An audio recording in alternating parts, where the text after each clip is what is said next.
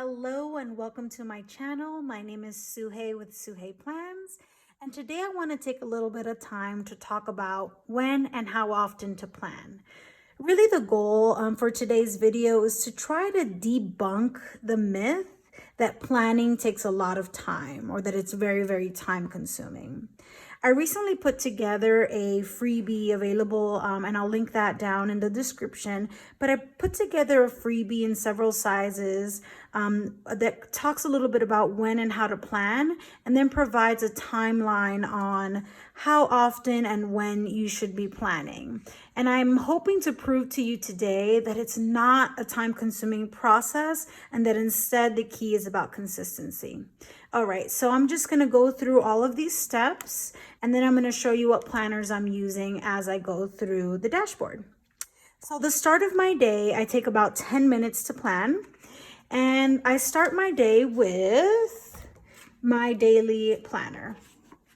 I'll kind of take a look at what the day is going to be like, major tasks, what's on my schedule, put together an intention and a focus, and just get an idea of what's in store for me for today. You know, what I need to prioritize, etc. And this is an Hemlock and Oak planner in an Undated daily, and I will also link this down in the description.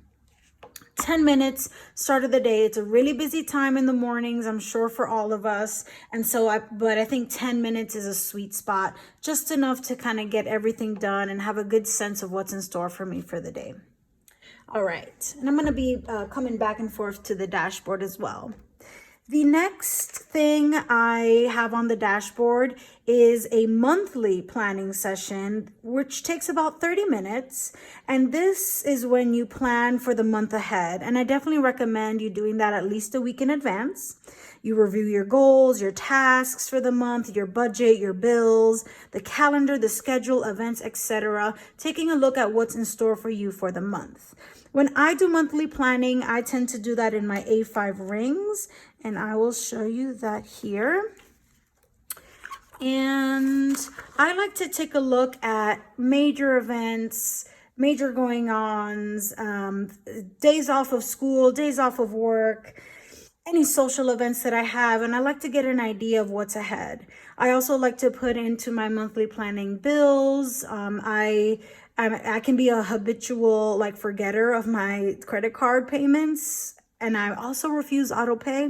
It's weird, but I like to put those dates in my calendar, however you want to color coordinate it or however you want to indicate a bill, but just getting a really good sense of what's coming up in the month ahead. And I like it in my A5 rings because I love the two-page view at a glance.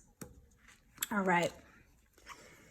30 minutes, I think, is a good amount of time. Also, I might say it takes that time because of the bills and the budgeting and those kinds of tasks that are really important to be careful about. And so you want to give it an appropriate amount of time. But I also don't think 30 minutes is a ton of time when you're planning for an entire month's worth up front. Next on my dashboard, I also recommend doing some weekly planning once a week for about 30 minutes as well. Here you're doing similar to the month, but you're looking at the week ahead, schedule, tasks, preparing for events, activities, managing your to-do, and things might change from the month or even from the day. And so I think looking at your events on a weekly basis is a good idea as well. So for my weekly, I like to do that planning in my weekly planner.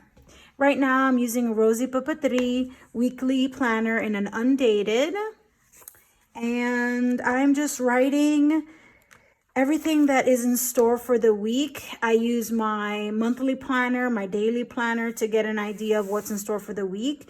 I usually like to plan my week first, and then I'll transfer over things from my to-do list for the week onto individual days.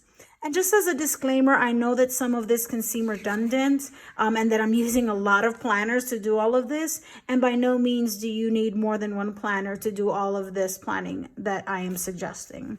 But this is how I kind of like to personally plan everything and my life and work and kids and everything so that I don't miss anything.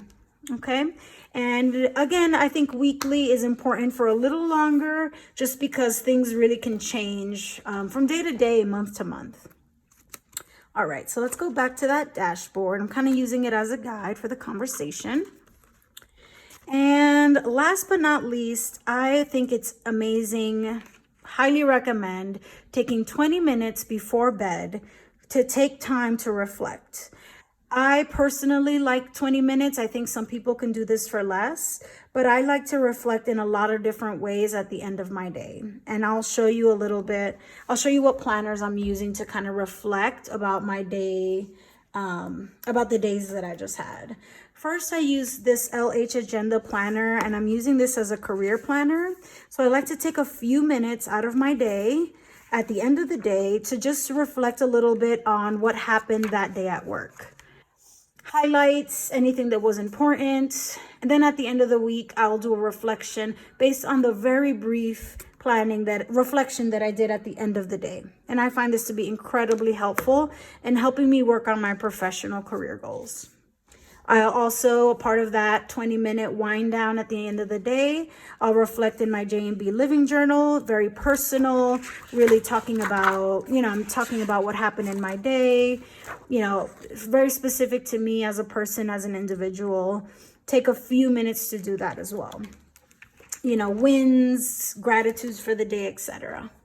And finally, I'll take a little bit of time just to go over things in my goal planner for the month and just take a look at where I am in regards to my goals. There are some things that I'm doing on a daily basis, some things that I'm doing on a weekly basis, and it might be a lot to reflect on your goals every day, but I think taking a look each week or right before bed is a good idea as well. And here's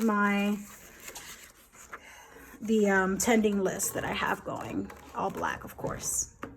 And that's kind of what I will reflect in on the end of the day. My personal journal, career related things, and then briefly touch on my goals. And this sometimes gets left out, not as crucial to do every day as I think the personal journaling and the career journaling. All right, so that is kind of when and how often I plan.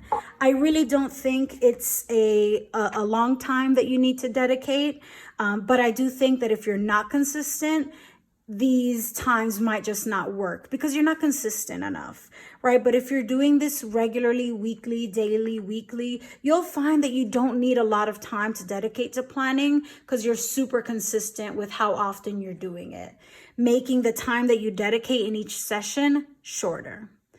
This dashboard, again, is going to be available in the link below. Please check it out. It's a freebie once again, and it comes in several sizes. And I've got it printed here on vellum with some other beautiful dashboards that I've got in my A5.